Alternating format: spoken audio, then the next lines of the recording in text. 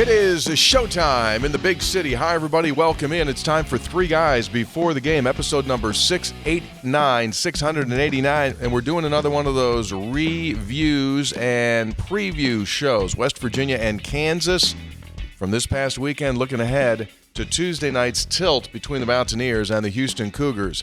All three guys are present and accounted for, which is always good news. The Senator is here. He's a year older. And the Dean is here as well. We're ready to go. Three Guys Before the Game, brought to us by GoMart. Get yourself that GoMart rewards card and immediately begin saving on your food and your fuel. Really old school analog. You can still get a card, but download the app. That's where the fun begins. By Lou Wendell Marine Sales in St. Albans. They sell family fun. Award-winning Lou Wendell Marine Sales. The only Honda Marine premium dealership in the state of West Virginia. Ready to serve you. Yes, it is winter, but that oftentimes leads to the best deals. Yeah, so think about that. Lou Wendell Marine Sales. By Tudor's Biscuit World, start your day the homemade way. They've got that incredible promotion going on right now. We'll get into that for you. $5, you get like 52 things. It's a heck of a deal. Now. Three Guys brought to us by Comax Business Systems, keeping West Virginia's business data safe, secure, and efficient for 25 years. By Jan Dills, attorneys at law. They simply won't take no for an answer. And by Conley's CPA Group, providing value beyond numbers. We got spreads on stats coming up. We'll break down these games. What a weekend, right? Oh, my goodness. West Virginia, the two basketballers knock off nationally ranked teams. West Virginia over number 22, Kansas, 86-75. And then yesterday, the Fighting Mark Kellogg's go up to Ames, Iowa, and took on number 11, Iowa State. Double-digited them. Lined up. 83-70. You know what they did? They walked right across the middle of the floor after the game was over on their way to the bus. What'd they say? But thanks for having us. We'll see you.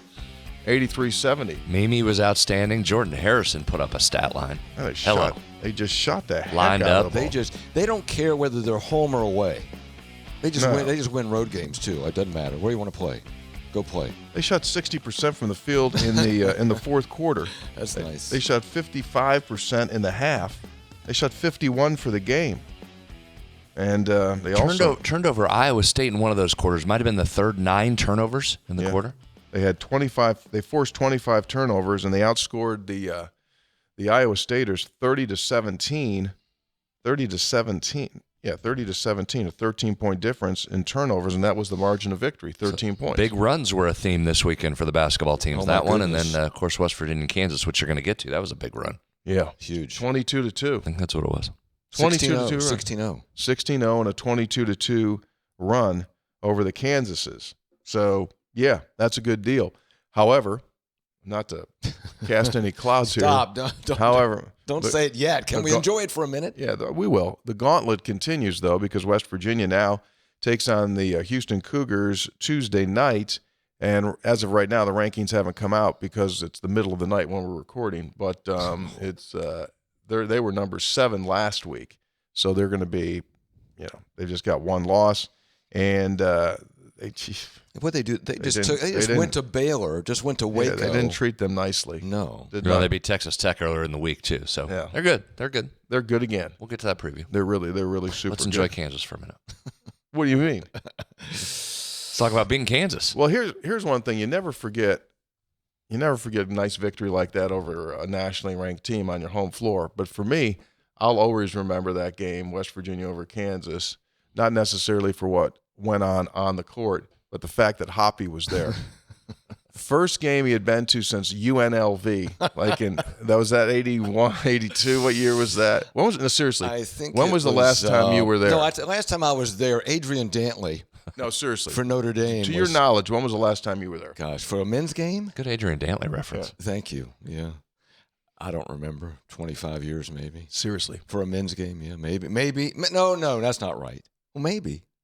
It's been so long ago, I don't remember. You remember how Adrian Dantley used to rub the ball when he shot a free throw? Brad, did you know that? Oh, yeah. I remember. West Virginia beat Notre Dame with We had a lot of Adrian Dantley. He'd put his hand, he'd rub his hand over the ball. He'd bounce, and then he'd rub his hand over it like that and then shot it. He was a popular card played for the Buffalo Braves. Of course, you knew Among that. others. Yeah, of course, you knew that. So Hoppy was at the game, and we'll talk. Well, hell, show the picture right now. So we had 3 guys at the game, and there's Hoppy. Wait a second, that's not one of the 3 guys. That's the 4th guy. That's the 4th guy. President Michael Benson was there, and there we are with the president. That was prior to tip-off. That was before the action started. There's 3 guys at the game with the president, which is good company. So go ahead. No, you tell the story. Here's the story, is that President Benson is a loyal 3 guys listener. He gets on that orange cycle. He does that cycle workout over there. Orange Theory, is that what they call that? I think that's what that's called, yes. Yeah. So I was on the phone this week. I was actually doing some work or something, and I see on there, President Benson's calling me.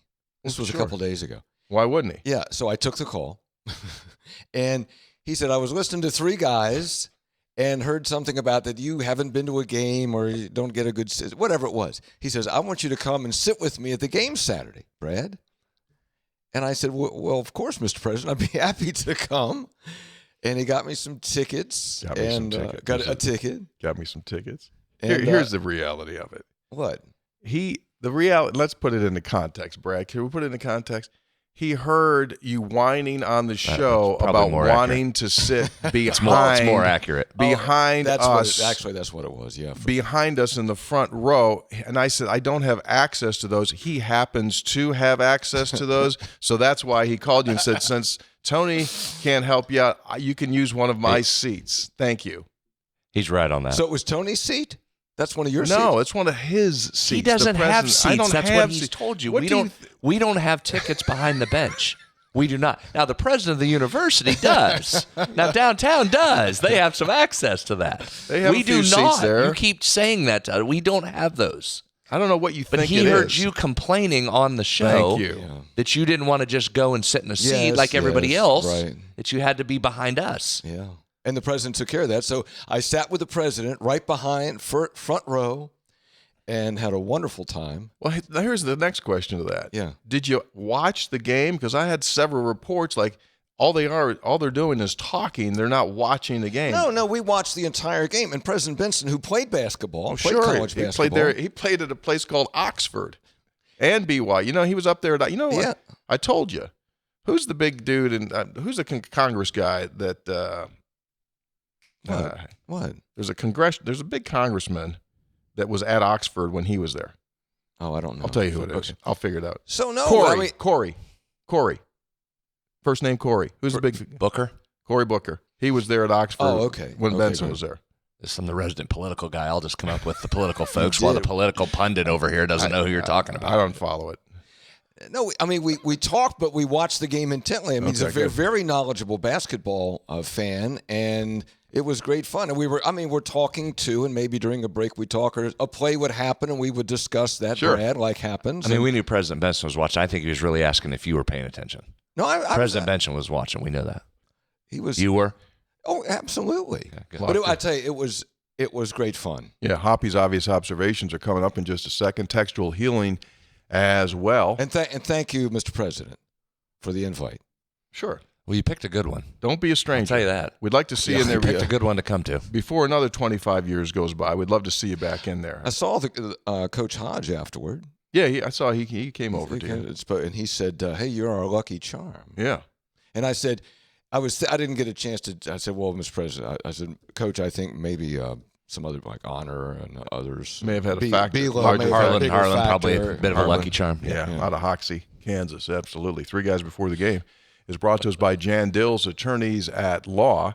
They simply won't take no for an answer. They specialize in the area of military benefits and Social Security claims. So if you or someone that you know needs help in that world, it is a world full of a lot of obstacles when you go through that process.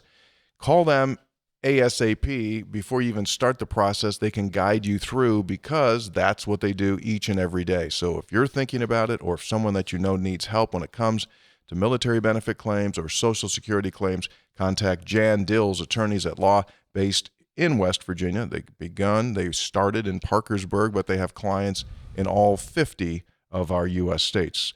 Three Guys also brought to us by Lou Wendell Marine Sales in St. Alma. As I mentioned earlier, the only Honda Marine premium dealership in the state of West Virginia. They've got that hot Honda McLaren racing motor, which is out. And if you're someone that wants to add a little horsepower to the back of your boat, they've got it. You can take a look at it. And as we've said all along, right now when it comes to servicing your boat, getting it ready for the next season, or maybe getting a little deal here and there in the winter months, check out Lou Wendell Marine Sales. 40-plus years of business, and they will take care of you. We always say the test of time is the greatest indicator that what you're doing is right. They've lasted for 40 years, kind of like Hoppy. Test of time. He's passed the test of time. So has Lou Wendell, award-winning. Visit them at LouWendellMarineSales.com. Good boating days right around the corner. Coming up very, very quickly. Let's do this. He's got thoughts that sound brand new, but they're things we already knew. He's got his whip bomb ready, heaven knows. Let's make it quick before his bladder blows. It's Hoppy's obvious observation. That's right, baby.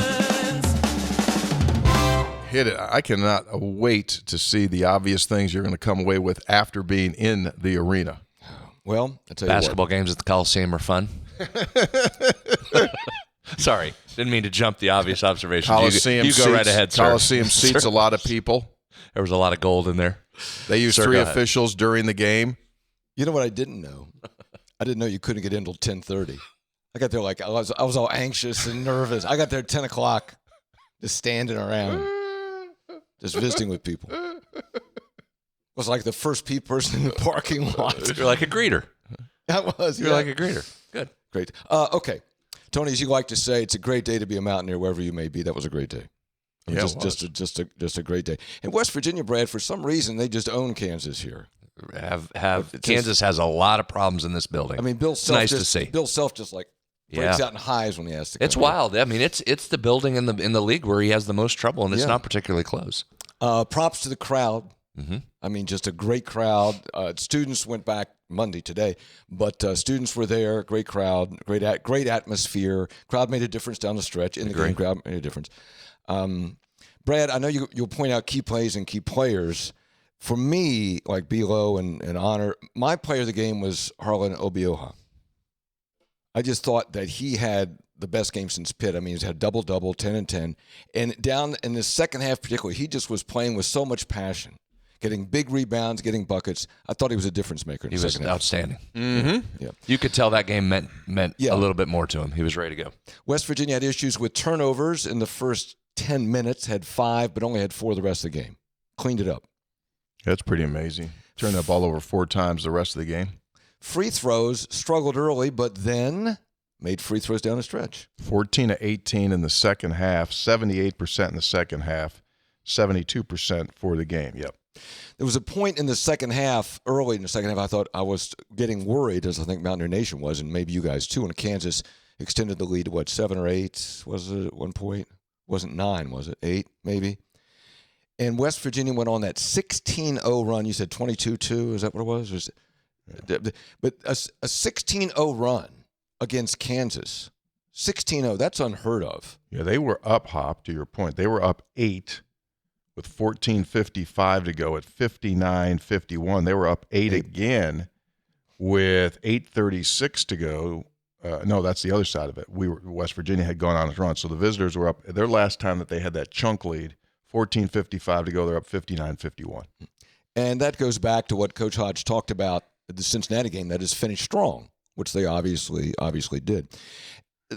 Brad, I think we talked about this maybe at some point. I'll let you talk more about this, but you hear people grousing when West Virginia uses the shot clock offensively. Oh my gosh, the shot clock's winding down. But we know that that's his offense, and you are trying to get a good shot, and you're trying to slow down the game, and you're trying to get the defense to make mistakes. Did that strategy of using the shot clock, how did that help you in the last couple of minutes? Won you the game. Yeah. Won you the game. I mean, I'll get into that a little bit more, but that worked. It was perfect game plan with perfect execution. Yeah. That's what happens. Yeah. So, in a lot of teams, when they try to slow it down, when they're not used to slowing down, what happens? They goof it up. They can't do it. Coach Hodge said after Cincinnati got to win the home games, won a couple home games. Good job. Now you have to go to the Houston Cougars, and Brad, you'll break that down. They shot 74 shots against the Baylor Bears. 74. 39 three-pointers. They missed a ton, but they shot 39 three-point shots. And then, again, Brad, I'll be interested in your analysis because you say, well, who's their guy? Well, they had 5 guys in double figures in that game, and that's because they got guys. We talked about the WVU women. They're rolling. Football, according to CBS Sports, WVU had the most portal departures of any school at 46. Howsoever, don't panic. Only four of those started at least 6 games. So a lot of players in the portal, but you did not get decimated by the portal. Agree? Yes. I would also love to know the number of 46. From that number, how many were encouraged to depart? I would think that number would be well over half. Well over half. Yeah, I would agree. Okay, and finally, on this day, I like to do a little bit of this. On this day, January 12th, when it's a live show, people are listening, 1958, NCAA added the 2-point conversion in college football. How about that? Would you like to know how often the 2-point conversion is successful? Yeah. It's about, would you like to guess? 2-point conversion, it's not above 50. No. 42. I was going to, it's like 48. In 2024 is like 48%. Yeah. It's about half the time. Different game. 2-point conversion. There you go. The anniversary, 1958. And finally, on this day in 1992, Troy State defeated DeVry Hoyas 258-149 in college basketball. Huh? 15 NCAA records were broken. They asked, how did that happen? Because the coach of Troy, and by the way, DeVry was an NAIA school. The coach of Troy, Don Mastery, employed the strategy, Brad, Coach Hodge would not like this, of trying to steal on every play, and if they didn't get the steal, they just let the other team score. And the final score was 258-149 on this day in 1992. So that strategery was not employed by other coaches, so it did not set a trend. Didn't catch on. Did not catch on. We're also getting ready for the 66th anniversary later this month, January 26th, of Burnsville High School's Danny Heater. Oh, yeah. Scoring 135 points as Burnsville knocked off Wyden January 26, 1960. It's a record that still stands. Will never be broken. 46 points in one quarter, 53 field goals, 29 free throws, all before the 3-point line. Yeah. That anniversary is coming up. Hoppy, good job as usual. Well, Thank you. that was something we already knew. Obvious thoughts from Hoppy's point of view. He was on it. This segment has been Watched intently with the president. Yeah. Some of those are from the president. Some of those obvious observations. Yeah. Smooth talk, that's the plan. By the way, he's into it. What do you mean he's into it? I mean, he's watching. He's up. He's cheering. Yeah, he gets it. Oh, he gets it completely. He's right way there. into it. Yes, big time. Yeah, he follows And it. he's multitasking. I mean, he's watching the game intently. Yeah. He's talking to people. He's texting people. I mean, he's got about 3 things going at once. Busy guy. I mean, to be president, Got things to do. He makes me tired. I mean, every time I look around somewhere, he's somewhere He's else. moving. All right? You know who's absent? Is Wren. What do you mean he's I mean, he says he can't watch. He told No, I said, he's a mess. he's He's an absolute. I mean, he's got a seat right beside you guys. Yeah, he's a mess. And the seat's absent the whole game. I asked him, where were you? It's almost ceremonial. Comes down, he's there for a few minutes, and then I can't watch. I get it. I can't watch. He has all these little different places that he goes to his office. Goes to his office, goes in the locker room, goes in the team room, watches the team room, won't come here. 4 minutes left, he goes down here, then he swings back around. Yeah, he's a wreck. As a fellow nervous Nelly during games, when I worked there, I watched many games on TV inside my office while the game's going on right out there. Up and down. I get it. By the way, you're tight. You are tight, man, during the game. Me? What? Yeah, Brad is. No. Why would you say that? Well, because he's reacting. I mean, there was one call, and you'll probably talk about that call, where you just were like you were going to explode. Like the top of your head was going to blow off. Brad's still trying to learn that proper decorum. He should probably lean toward me, listen and see what I do during the course of games, and that's exactly like when the you way. killed that official during that. I didn't say anything. The one he's talking about, I didn't say anything. I just turned and didn't say a word. You did. Well, you I didn't turned say away. a word. I didn't say a word because he's on the air just crushing the guys. I didn't need to say anything. Talking about decorum. He's on me for decorum. He's over there just killing him. That was the foul that the kid lost the ball and it just went up out of his hands, and they called If he foul. wasn't saying it, I would have. Obviously. Anyway. That was a big. Can I lead with an obvious observation? Is this spreads on stats? No, just talking for a minute. Okay. My obvious observation. Yeah. This is pretty wild. You've now beaten Kansas 3 consecutive years, 3 different coaches, and basically 3 entirely different lineups. That's a really good point, in all seriousness. That's a really good point. Think about that. For a team that won this league 12 consecutive times, it was an unbelievable record run for them. 3 years, 3 different coaches, 3 entirely different lineups. And then if you want to go one step further, it's been a big in each of those 3 that's really been the star. Now, Saturday, there were multiple stars, and we'll get to all of those, but Harlan from Saturday had an unbelievable game. Eduardo Andre at Allen Fieldhouse was a difference maker, and then Pat Sumnick had the game of his life here 3 years ago. You're right. Those are really 3 good. bigs, 3 wins, 3 different coaches, 3 entirely different lineups. Hello.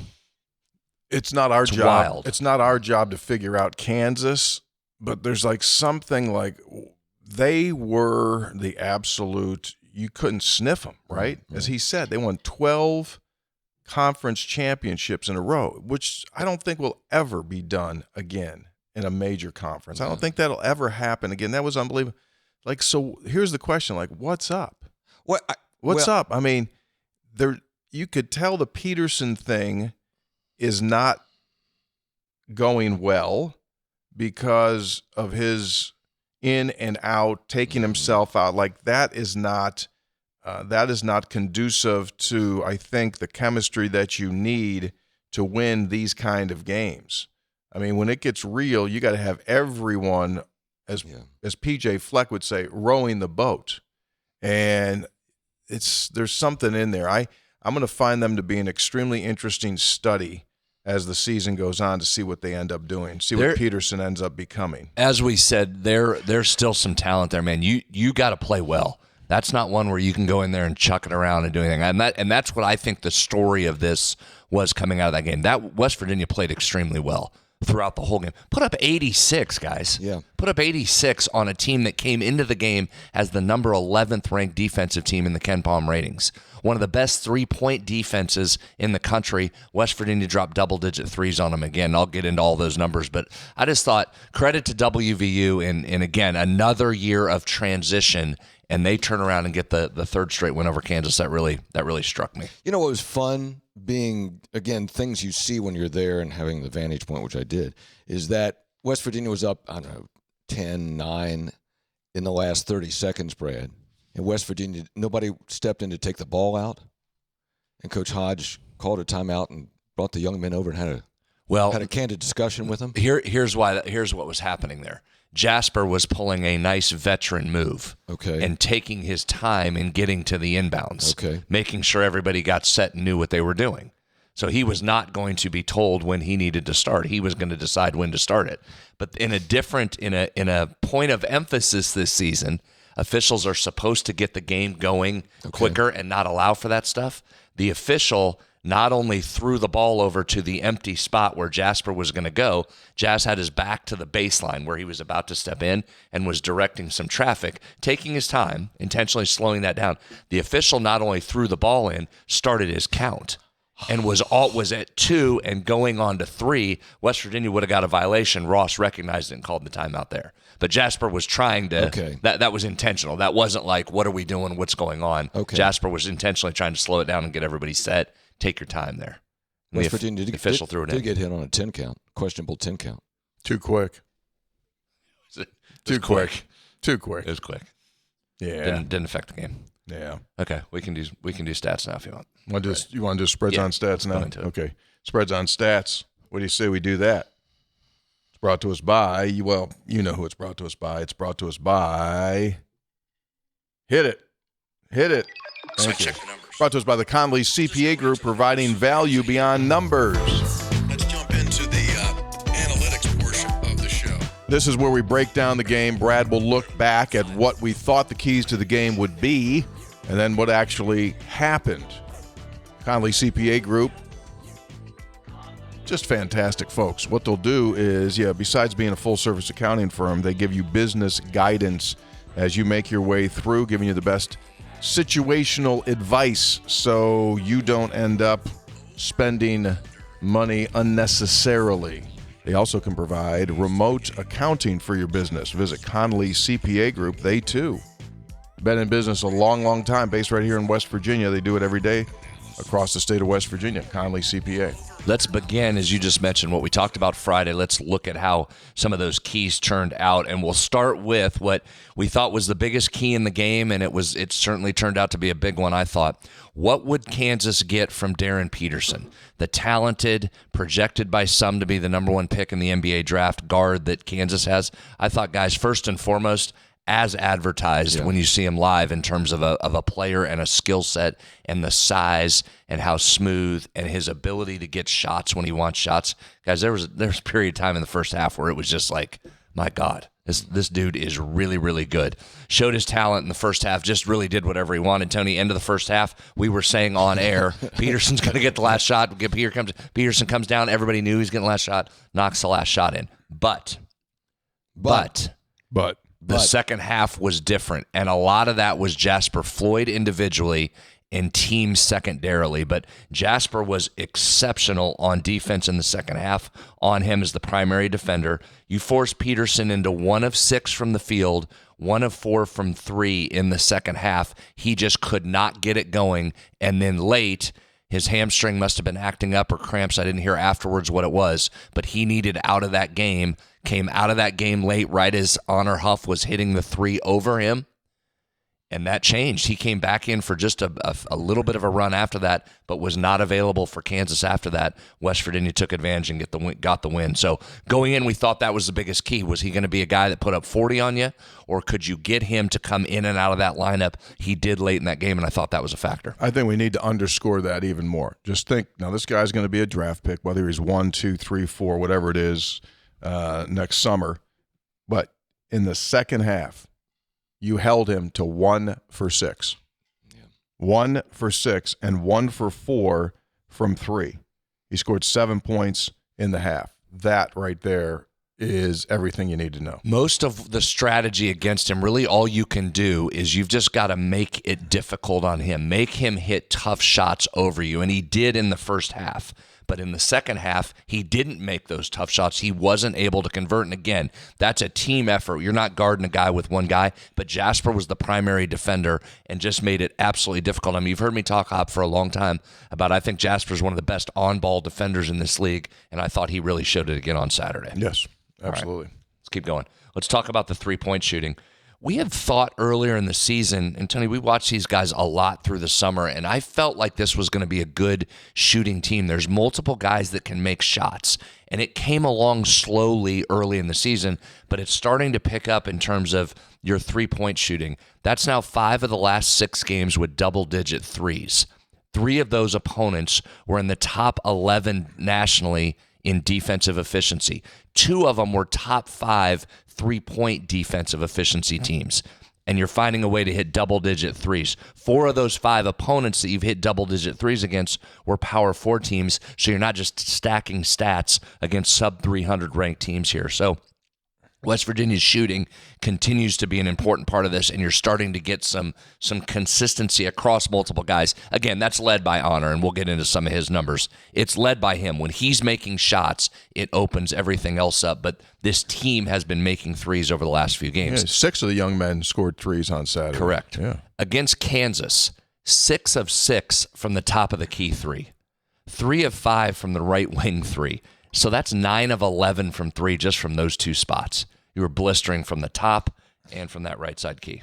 You know, to see in person how quickly Honor Huff gets off a shot. See? You see what we've been saying? It's unreal, isn't it? It's almost like you missed it. Yeah. You're watching it and still feel like you missed it. It's right. Good. I'm glad you caught that because it's amazing. Yeah. He's not just. We've had some great shooters come through here, and he's certainly in that conversation. But the elite tough shot making that he hits has to be at the top of the list in history here. Yeah. It's unreal. He just doesn't get very many easy looks. It's because of his size. He's had to do that his whole career. It's kind of like you evolve, right, to survive. And he's had to evolve into getting rid of that ball super quick. Otherwise, he knows it's fun, coming, right? He knows it's coming back. Were you able to watch him off the ball some too? How yes. So do you see why I called him Tavon Austin on the basketball court? The stop and the start and the side step and all this. The defender's on him and he jumps to the side and he's off him now. Can he play slot? I've talked to him about that. I think he'd be a great slot.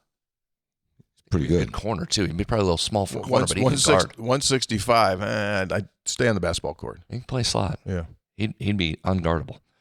We talked after the ISU game, the Iowa State game, that I thought the plan was really good going into that, and you executed it to the standpoint that you got a lot of shots offensively. You just didn't make them. But the way they attacked that Iowa State defense, I thought was excellent, and I thought. Then you come back against Cincinnati. Listen, Cincinnati is struggling mightily. That's a really good defensive team. That was hard to get shots against them, but you executed and got the win. It felt like there were some signs that this offense was starting to come together, and I thought against Kansas you did. You put it together with double-digit threes. You scored inside. You got 86 points against, again, the 11th-ranked defensive efficiency team in the country. I thought it was an excellent game in terms of how you attacked them defensively, and I'll get into some of that here coming up in just a minute, and then the execution by the guys in terms of making shots. And, oh, by the way, this is an easier game when you make shots, isn't it? It is. West Virginia, we also talked on Friday about slowing their transition, and West Virginia didn't do a great job of that during the game.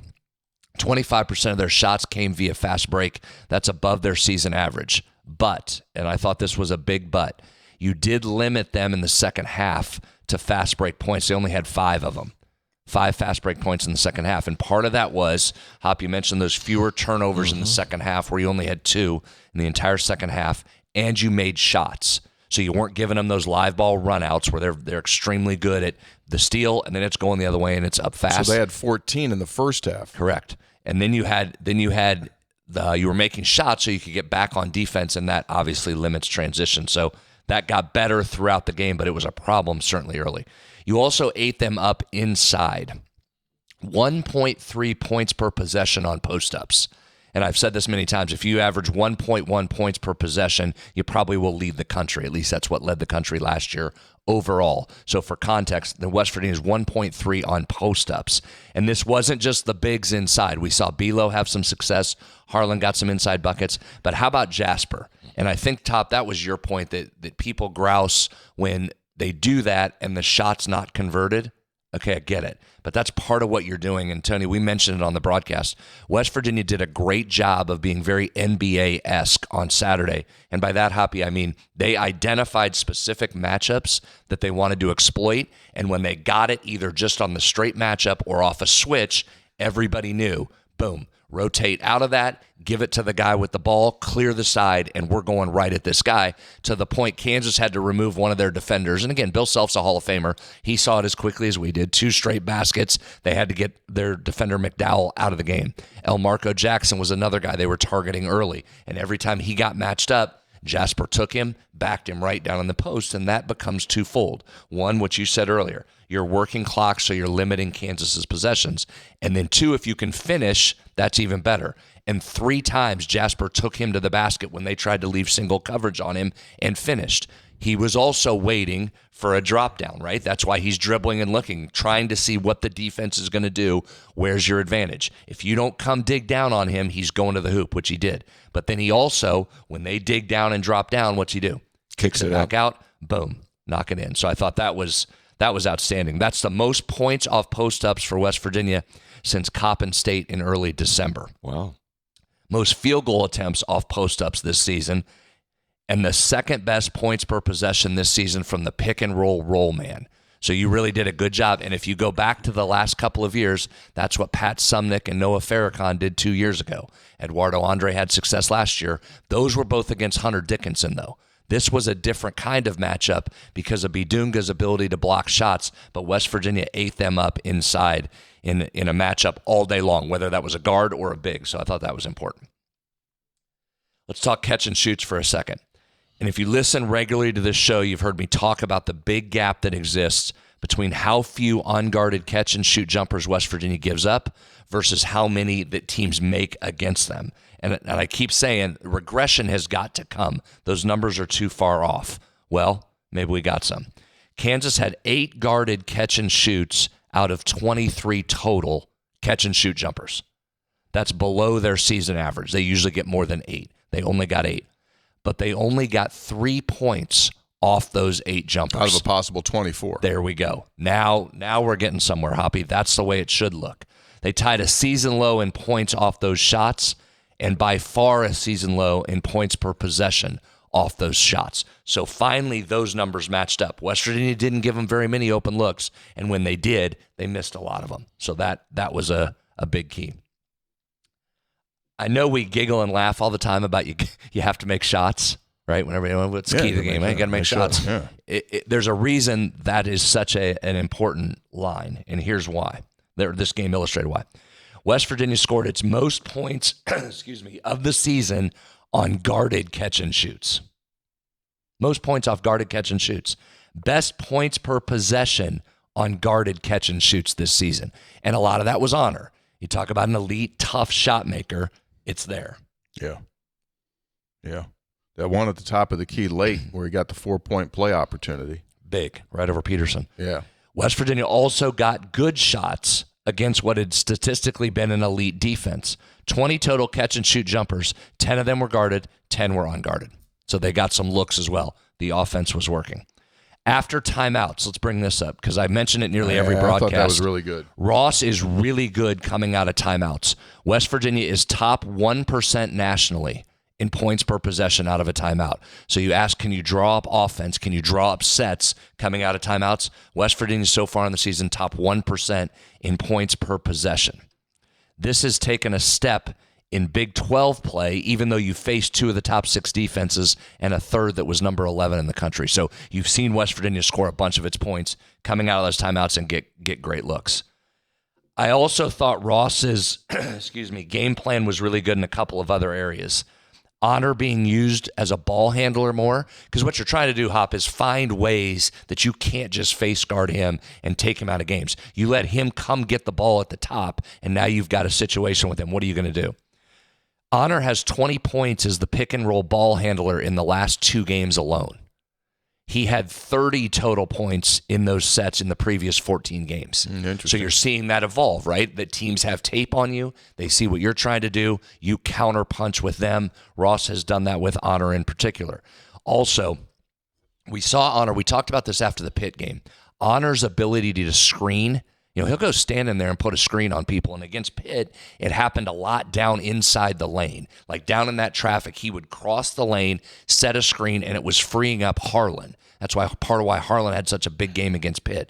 So Ross continues to use Honor as a screener. There were multiple times when he did that and then can pop back. The reason you do that is because you have to make a decision, Hop. What are you doing defensively? If you try and jump with him with 2 guys, it leaves a lane open. And I think that was what happened on the Belo dunk that one time. They both jumped to Honor on the pop, and Belo took it right down the lane because there was no defender. And if you stay on that and block the lane, Hop, what happens? Yeah. He generally gets a look, popping and rolling out of the screen. So that's been impressive. By the way, he got rebounds. We'll get into that. Phenom. Yep, Rebounding phenom. Yeah. They've also been using Trey in more pick and roll actions in the last few games, and I'll come back to Trey's performance because I thought it was notable and really important. So offensive game plan was really good, and the guys executed it. And you had to be good offensively because you weren't creating live ball turnovers from Kansas. You only had 2 of them in the whole game. Mm-hmm. So you needed your offense to be efficient in this game, and it did come through.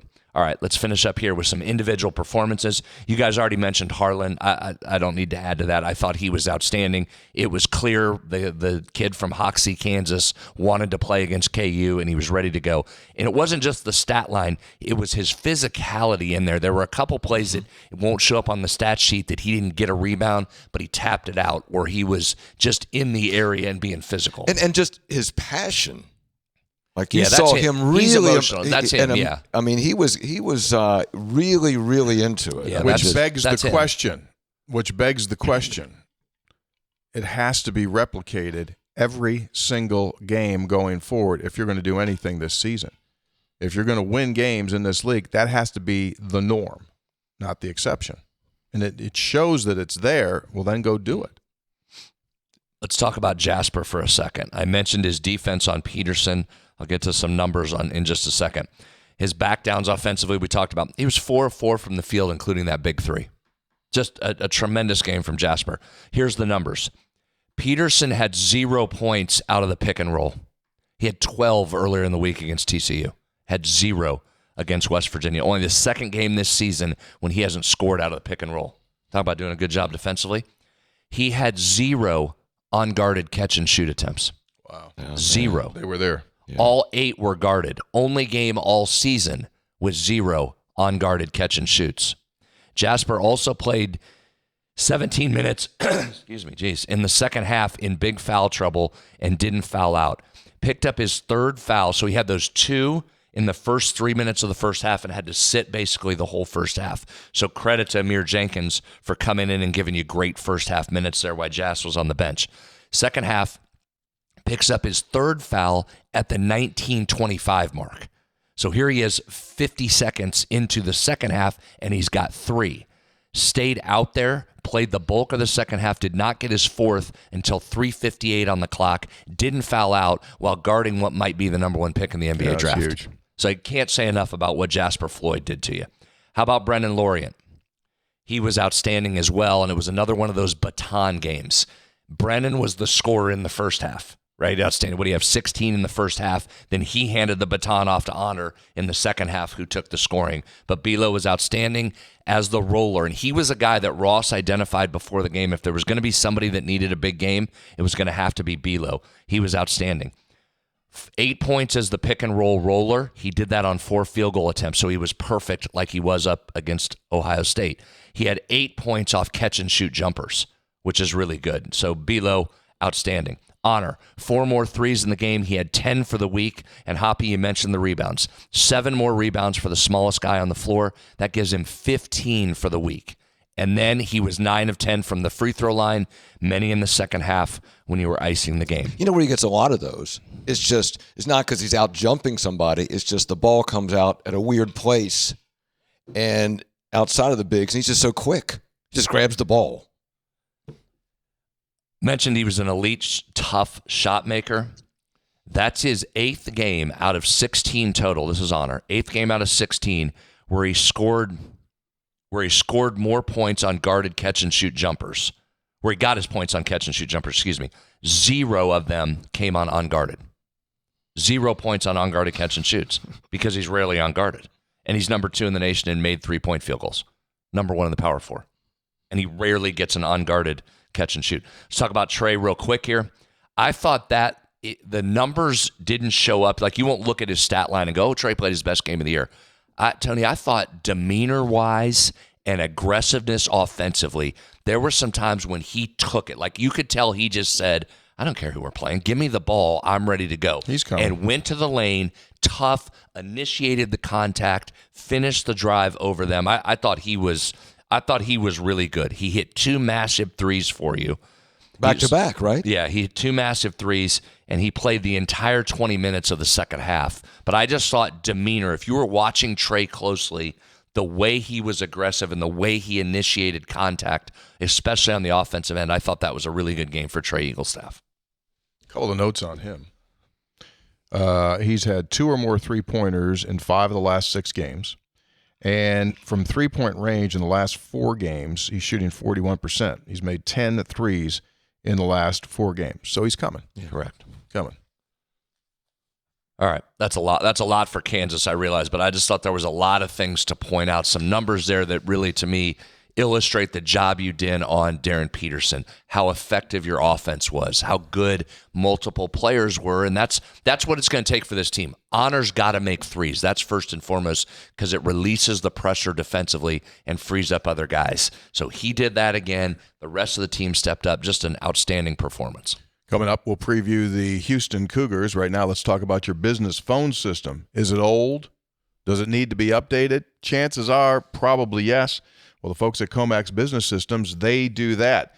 What do you get? Well, you get the highest level of technology that's available today. So we're talking the new world of voicemail, the new world of following around and making sure people are in and out of their office. Are they remote? Are they at constant contact? It's phone systems that you might want to take a look at Comax Business Systems. You can call for a free quote today.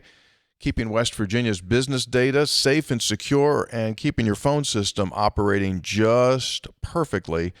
If it's time for that phone system, think about Comax Business Systems. They've got folks all over the state of West Virginia, and they lead the way. Comax Business Systems. All right, let's jump in to the Houston Cougars. This will be a one and only one meeting against, as they say down there in Houston, UH, the U of H. Was hoping this would be a year after they appeared in that national championship game last year and came within a possession of winning the whole thing. They were loaded, as we talked last year, and have been for a number of years. I thought maybe they take a step back, Hoppy. They lost 2 starters. They were having to start 2 true freshmen. Like, okay, just come back to the pack a little bit. You're probably going to be in the hunt for a Big 12 title, but hey, go in there and maybe take a step back. Well, maybe not. No. The 2 true freshmen they've added are pretty good. They're both right now projected inside the top 12 NBA picks coming up in the draft. Point guard Kingston Flemings is currently 6th best draft prospect courtesy of ESPN, and he is outstanding.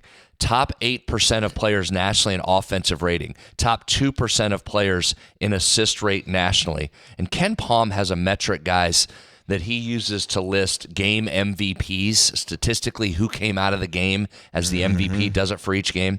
The leader nationally, every player in the country is available for this award. Every player.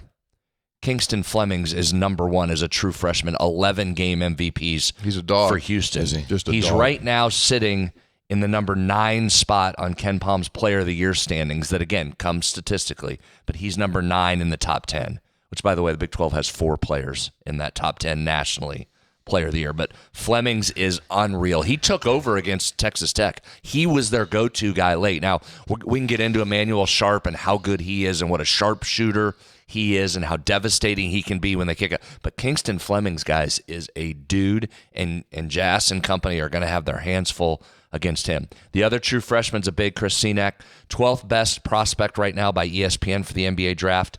He is 22nd nationally out of 2,300 players. He's number 22 in defensive rebounding rate. So he and JoJo Tugler inside, you can see why it's tough to rebound against them. Wait a minute, they got 2 projected first rounders? First rounders, 2 top 11s, and they're the freshmen. They're not even their returning guys that are so good. 5-star guys. It's their freshmen. Donald's All-American 5 stars. They're dudes. What was I just saying? Oh, Senack on the offensive glass. He's a top 20% player in offensive rebounding percentage and block percentage. Houston comes in 10th longest winning streak in the country. Only loss is to Tennessee back on November 15th. Stop me if you've heard this before. This will be another top 10 defense West Virginia is facing. They're number 6 in defensive efficiency, so that'd be the second time in a week you're playing the number 6 team defensively. And that's not even the best defensive team you've played in the last 10 days. Iowa State was number 3. Number 5 in turnovers are the Cougs. So this is in all caps in my notes. You must handle the double screen or the double team coming off high ball screens. And last year we talked about it a ton. West Virginia struggled at Houston in this category. Down there in that game, Houston averaged nearly 2 points per possession off live ball turnovers. So basically, if you're going to turn it over when they jump the ball screen at the top or on the side, it was like last year there, just handing them a basket every time they did that. Literally getting 2 points per possession plus. They are awesome at that part of the game. 100th percentile nationally in points per possession off live ball turnovers. So if you want a key, limit turnovers, handle the ball screen or the double teams coming off the ball screens. They're 90th percentile in frequency of getting those live ball turnovers. So not only do they get them, they convert, as I just said they did last year to West Virginia. They're shooting 52% from 3 off live ball turnovers. That's in the 99th percentile. So that's also part of why they're so devastating. We saw Cryer and Sharp do that to us last year time and time again.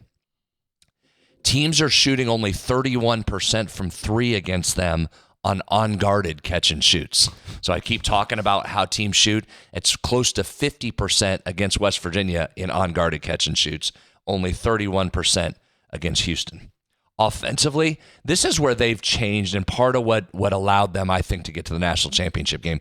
Their offense has come a long way in the last couple years. So they're elite defensively, but now they score. 27th in offensive efficiency. They don't turn it over much. 5th nationally in turnover percentage. This is interesting. They don't shoot it at the rim very often. They're the one team in the league that shoots the fewest rim attempts in the Big 12. Cincinnati and West Virginia are 2 and 3 in that category. But when they go to the rim, they're really effective with those bigs. 83% field goal percentage on shots at the rim. They've only missed 11 shots at the rim all season. That's in 16 games. They don't shoot a ton. They've missed 11 at the rim all season. They know if they miss, they got to go back to the bench, and Kelvin's going to be waiting for them. That's unreal. 83% field goal percentage at the rim. The national average is 62%. Now, it's just 20% of their shots, but they are a beast when they get it inside, and they shoot it extremely well from outside. Yeah, I could do more, but that's basically the gist. They're a machine. Yeah. The way he's built that program, it's just and there's interesting. Ross takes a lot from Kelvin Sampson. I mean, that's the team, and that's the coach defensively that those guys have tried to mirror. And if you look at it over the last several years, those North Texas teams in Houston, they're right there in that same top 5 family defensively nationally. Scoring average. And so, yeah, on paper, this is supposed to be a rock fight. But to your point, they have really improved their offense. When they went and got like L.J. Cryer, who now is back and forth in the NBA with Golden State as a shooter, but now Fleming's is just another add-on.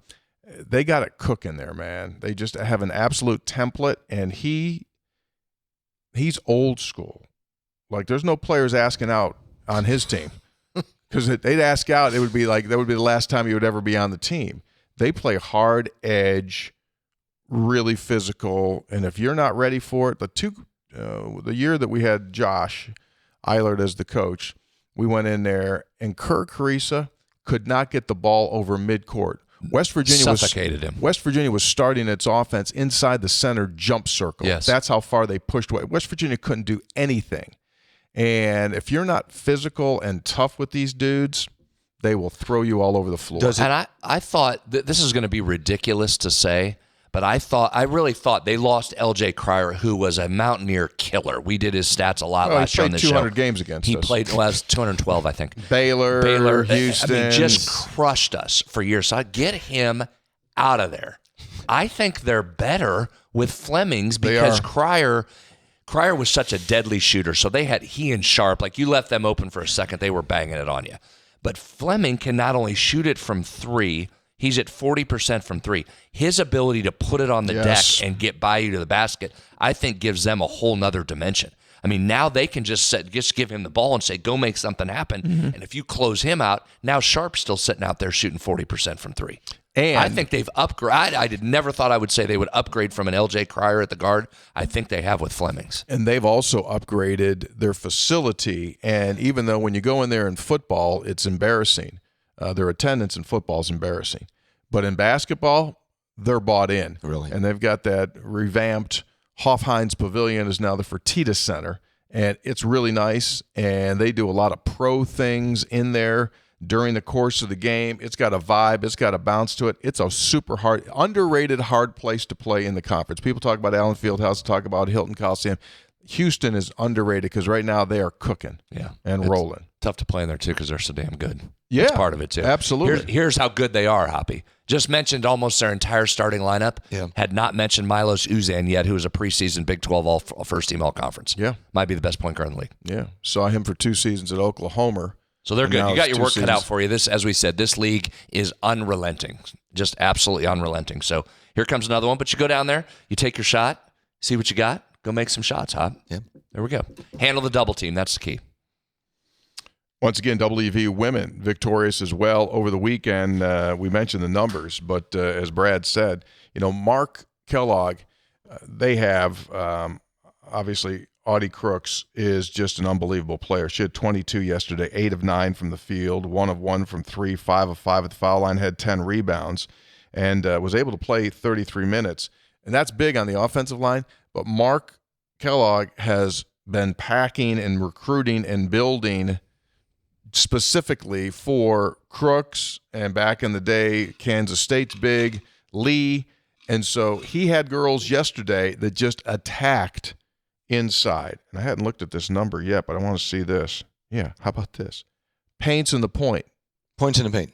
Yep, paints in the point.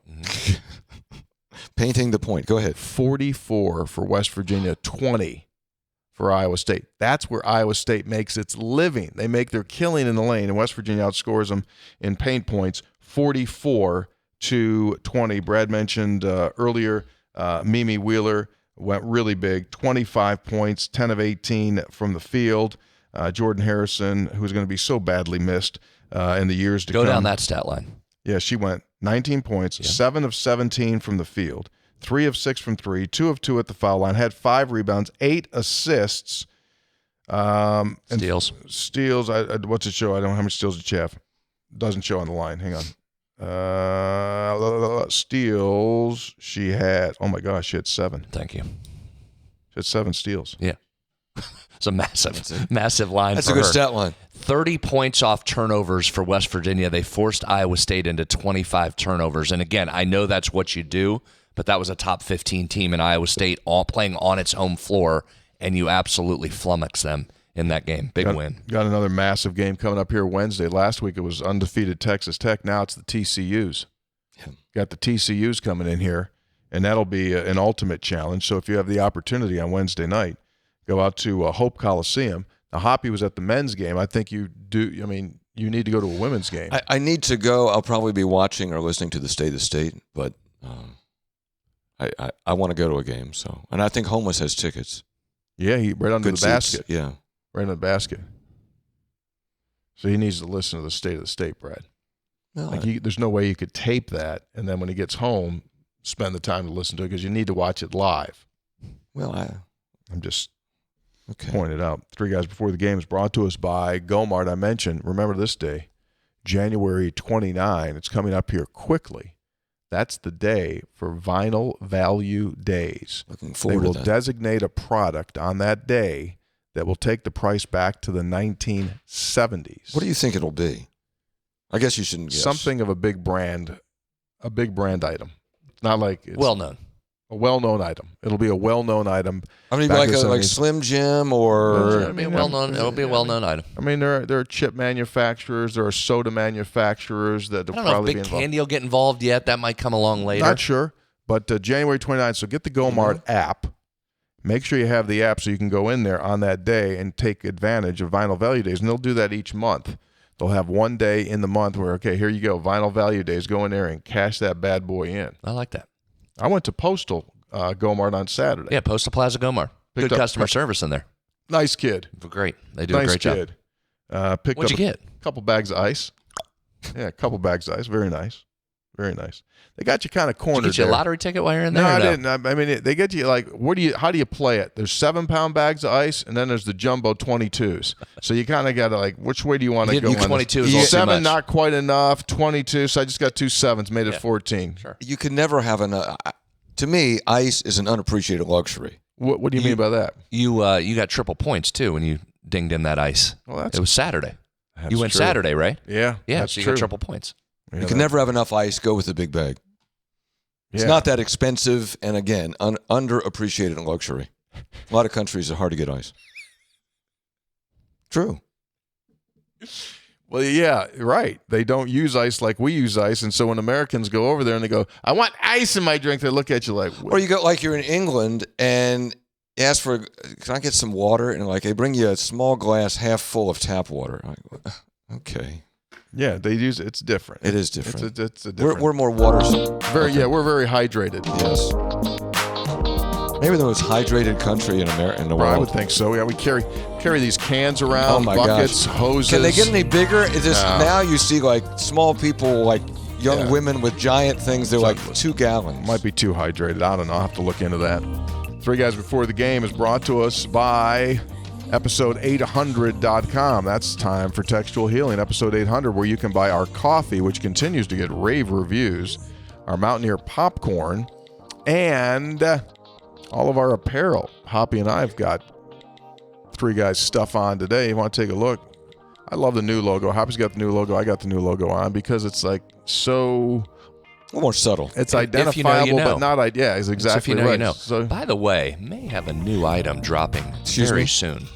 really, Yeah. I need a new. I need a new Game day slide. grind here this morning. Very good. I didn't have any. But new coffee. item coming soon. We'll have more details I have on that. not coming had up. any coffee yet. Uh-oh. None. Yeah. I have, so let's move this thing along. Yeah, me too. All right, so first off, let's give you a reminder. Coming up on 24 of January, it's the baseball leadoff dinner. Head coach Steve Sabins and the baseball community every year get together and celebrate the start of the season. The tickets are on sale right now. January 24 is the date, and you can go to wvusports.com/leadoff-dinner for information about the event. Coach Sabins has had the young fellas out there on the diamond with shovels in their hand, not with bats or balls or gloves, and they took the snow off. Took the snow off the field so they could get some practice in because we're about a month away from the start of the season. Seriously. I know. It starts in February. I know. I love it. And so they're out there. So if we'd love to have you at the baseball leadoff dinner. We'll talk more about it coming up too, but baseball continues to have great momentum, not just because of the wins, but that performance center over there, that new deal that Golden Blue Enterprises just did is potentially transformative for the program. It is really good. There's not time now. We'll get more into that later, but they have just inked that deal with the biometrics and the performance center that is really, really fascinating to dive into. Texter, for some reason, I knew where you were headed. My father-in-law, rest his soul, like many of us, loved to eat. He was from Lincoln County, and he was always talking about cat head biscuits. Yeah. You pointed that out. Yeah. So, Tudor's Biscuits, I told you earlier, we got a heck of a deal. From now until February 28th, they've got these sunrise specials at Tudor's. $5. One $5 bill. You get your choice of a Ron or a Mary B biscuit, choice of a 12-ounce coffee or a 20-ounce iced tea, and an order of hash rounds. Think about that. For $5, you get all that. What the heck can you get for $5? All that you get a biscuit, a Ron or a Mary B, 12-ounce coffee, 20-ounce iced tea. That's your drink, and the hash browns, which are hash rounds. So take a look. And Tudor's wants to let you know their sausage patty bigger than the competition. Nice. Bacon portions, super generous, and cat head sized biscuits bigger than the competition. Offers only available for a limited time, so start your mornings with the Tudor's Sunrise Special. I could tell you right now. Oh, you could kill one. It'd be a Tudor. There would be two Tudor's biscuits. Two. Good morning. After watching Indiana destroy Oregon, it gives me hope. I know they've got deep pockets and all, but they're doing all of this with great player evaluations along with players who want to be there and they're bought in. Arizona with 0 5-star players have only played 8 4-stars this season. They've proven you can still win today, but everything has to go right. Anyway, let's hope we catch lightning in a bottle, but first let's send the Jayhawks home with an L. Half of it got done there. Took care of the Jayhawks. Watching that sometimes you're watching college games and it's a blowout and you go, oh, okay, whatever. I couldn't look away because I thought Indiana was so good. Yeah. It was compelling how, Brad, even though it was a blowout, how good they were, how well they're playing right now. Playing well. We'll get into this. 3 Guys photo I took at Old Mountaineer Field while I was a student. It was a Fire Frank Signetti banner. He goes to IUP, becomes a legend. There's a sign right there. Bobby Bowden rockets Florida State to a championship. Rich Rod doesn't take the Alabama job. Saban does, becomes a legend. West Virginia wipes out Clemson. The Orange. Dabo hires Venerables after they go on their run. Rocco helps Matt Campbell to Penn State. West Virginia connections, probably more. So put that back up there, if you would, the banner. So you got a Fire Frank Signetti banner there. People, for whatever reason, are bringing up with great regularity, why didn't West Virginia go after Curt Signetti as their coach? And I think the answer to the question is, do you see that banner? That is Curt Signetti's memory of West Virginia, that his dad was fired at WVU while battling cancer and after having been given his last rites. So, for people to think that, Curt Signetti on his list of, here's things that I want to do, coach at West Virginia, get real, man. Hey, real quick, Texter mentioned Penn State. I've got an early question. Okay. I'm just interested to see how this will play out, see what you guys think. Will Penn State be ranked? Penn State's going to be ranked in the top 15 next year preseason. Will that be because they have Iowa State's entire team, or because of the brand name Penn State? Because I'm told nationally, the national guys tell us Big 12 only deserves one team in, if that. But what will get Penn State ranked next year? Having all those Iowa State players? It's not just Rocco. It's basically every starter from Iowa State is now at Penn State. So is it the Iowa State, the Big 12 players that Penn State has? Or will be it the brand that gets them ranked, Hoppy? Which one of those will lead to Penn State's preseason ranking that is inevitably coming? I see the sarcasm dripping from your comments, and I understand. You know what? The preseason rankings are just things that people can talk about. Look at the preseason rankings and look at the national championship game. But you know what I think? I think yes, but I do think that there's a little more to it now, in that it clouds your vision of where teams, if they start out of that or too low, well, they can't really be one of the 6 best teams, can they? Right. Because they've started so low. So I do think it carries some weight, unfortunately. And how would you know? But that one has just struck me as I continue to see all this portal news out there. And listen, West Virginia's having a great portal, it seems, on paper. Right, they have addressed some needs, added some guys that have produced. You think they have taken a step forward there in the talent side of things. But I'm watching all these Iowa State guys to Penn State, to Penn State, to Penn State, and all we hear about, the Big Ten, the Big Ten. Well, that's a Big 12 team in essence playing in the Big Ten. So which is it that's going to lead that? Good point. Just keep an eye on that. Report back to me if you would. I will. Whether it's just the name Penn State or if it's all those Iowa State guys that get them ranked. I will keep an eye on that. Thank you. Randy in Missouri City, Texas. I'm going to the Houston game Tuesday. The only way I stay for the whole game is if Hodge gets up out of his catcher's crouch and puts his foot up an official's butt when the mugging starts. If he doesn't, the mugging will continue the entire game, and we will be the team with the most fouls at the end of the game. Randy seems to have that figure. You know Randy, don't you, Brad? Well, you're going to meet him when he comes over here on tomorrow night. He's the guy that printed those T-shirts. Remember, had those Kansas smear T-shirts? Yeah, that's him. I got such a joy out of where I was sitting at that game, because you can see, if you choose, you can just, I'm going to watch Hodge here just watch him for a minute and see what happens, or watch, and it's a great way to watch a game. Well, keep buddying up to the president. You'll get those seats more often. You can tell what I'm doing right now. Right? Wood County Wilbur writes, Brad's postgame spot on, total key. Eagle staff, Jasper and Lorient staying clean with fouls in the second half. We were lucky to attend the game in person. Another glaring factor was how little interest there seemed to be by Kansas to crash the boards. Let's hope they bow up against everyone else so this win becomes a key for the team's resume. Wood County Wilbur, probably not his real name. Dearest three gentlemen, I got to be honest, I was a little nervous when DeJuan Harris, Devontae Graham, and Perry Ellis were listed as questionable in the pregame for Kansas. Luckily, they couldn't make the trip today. That helped West Virginia in a massive way. Seriously, though, Hodge outcoached Self in the second half, and the men listened. Huge win for the program. Let's keep this momentum and give Houston a problem. There's Devin and Goshen. Texter, catching up on holiday episodes while driving home from the Kansas victory. Tony's neighbor wasn't the only one struggling with the O in the word joy in their Christmas decorations. Take a look there, Hoppy. Oh. There's another O that went down in the word joy. Oh, for whatever reason, the wind must take the letter O.